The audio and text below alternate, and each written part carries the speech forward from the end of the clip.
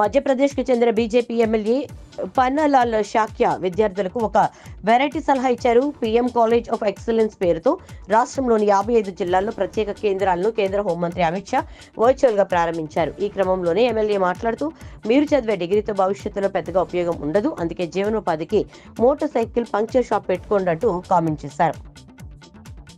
తెలంగాణలో గ్రూప్ 2, 3 పోస్టులను పెంచాలని, గ్రూప్ 2ను డిసెంబర్లో నిర్వహించాలని డిమాండ్ చేస్తూ చిక్కడపల్లి సెంట్రల్ లైబ్రరీలో ఆందోళన చేస్తున్న నిరుద్యోగ అభ్యర్థులు లైబ్రరీ నుంచి బయటకు వెళ్లేందుకు యత్నించగా పోలీసులు వారిని అడ్డుకుని అరెస్ట్ చేశారు. అర్ధరాత్రి అయినా కూడా అరెస్ట్ అయిన మహిళా అభ్యర్థులను వదిలిపెట్టకుండా బొల్లారం పోలీస్ స్టేషన్ లో ఉంచారు. ఏపీ సీఎం చంద్రబాబు నాయుడు ఈ రోజు ఢిల్లీ వెళ్లనున్నారు. కేంద్ర హోంశాఖ మంత్రి అమిత్ షాను కలిసి విభజన సమస్యలు పరిష్కరించాలని కోరే అవకాశం ఉంది. ఇతర రాజకీయ అంశాలపైన చర్చించే అవకాశం ఉన్నట్లు తెలుస్తోంది. రైతు రుణమాఫీకి రేషన్ కార్డు నిబంధనపై బీఆర్ఎస్ విమర్శలు గుప్పించడంతో మంత్రి తుమ్మల నాగేశ్వరరావు వివరణ ఇచ్చారు. 2 లక్షల వరకు రుణమాఫీకి రేషన్ కార్డు కేవలం కుటుంబాన్ని నిర్ధారించడానికేనని స్పష్టం చేశారు. కుటుంబం నిర్ధారణ కాగానే మిగతా వారికి కూడా రుణమాఫీ వర్తిస్తుందని వివరించారు. 2018లో అవలంబించిన విధానాలనే ఇప్పుడు అమలు చేస్తున్నట్లుగా చెప్పారు. తమ ప్రభుత్వం వచ్చిన 6-7 నెలల్లోనే 2 లక్షల రుణాన్ని ఏకకాలంలో మాఫీ చేస్తున్నామన్నారు. అయినప్పటికీ ప్రభుత్వంపై బురద జల్లాలనుకోవడం సరికాదన్నారు.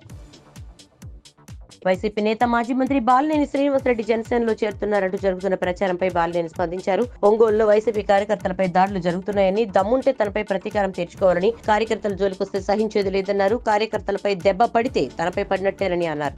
గొడవలు ఎక్కువ అవుతాయన్న ఉద్దేశ్యంతో తాను మధ్యలో జోక్యం చేసుకోవడం లేదని, కానీ అధికారపక్ష నేతల చర్యలు దుర్మార్గంగా ఉన్నాయన్నారు.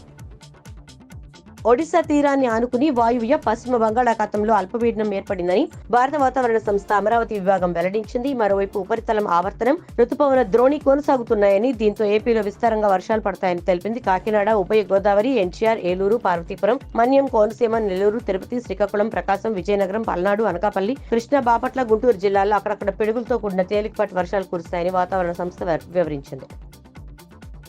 బతుకు తెరువు కోసం కువైట్ వెళ్లి పడడానికి కష్టాలు పడుతున్న శివ అనే ఏపీ వ్యక్తి సోషల్ మీడియాలో పెట్టిన పోస్ట్ వైరల్ అయింది. దీనిపై ఏపీ మంత్రి నారా లోకేష్ స్పందించారు. శివ విషయం చూడాలని కువైట్ లోని ఎన్ఆర్ఐ టీడీపీ బృందానికి లోకేష్ సూచించారు. కేంద్ర ప్రభుత్వం సాయంతో శివను త్వరలోనే ఏపీకి తీసుకొస్తామని స్పష్టం చేశారు. కువైట్ లో కష్టాలు పడుతున్న శివను భారత ఎంబసీ కాపాడింది. అతన్ని భారత్ తీసుకొచ్చేందుకు ఏర్పాట్లు చేస్తున్నట్టు తెలుస్తోంది.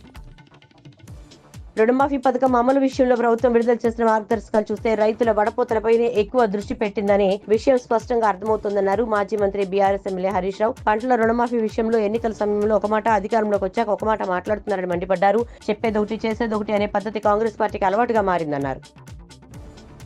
మంగళగిరిలో పవన్ కళ్యాణ్ మాట్లాడుతూ, జనసేన నాయకులు రౌడీజాన్ని దయచేసి మీరు నమ్మకండి. మెత్తగా ఉండి ఏం మాట్లాడని నాయకుల మీద మీరు వచ్చి మాట్లాడాలి గాని, తిట్టడాలు గాని చేస్తే సహించేది లేదు. వైసీపీ లాంటి ఒక గూండా పార్టీని ఎదుర్కొని వచ్చిన వాడిని మీరు నన్ను బెదిరించలేరు. సామాజిక మాధ్యమాల్లో మన నాయకుల్ని మీరే తిడుతూ ఉంటే నేను మిమ్మల్ని వదులుకోవడానికి సిద్ధంగా ఉన్నాను అని పేర్కొన్నారు.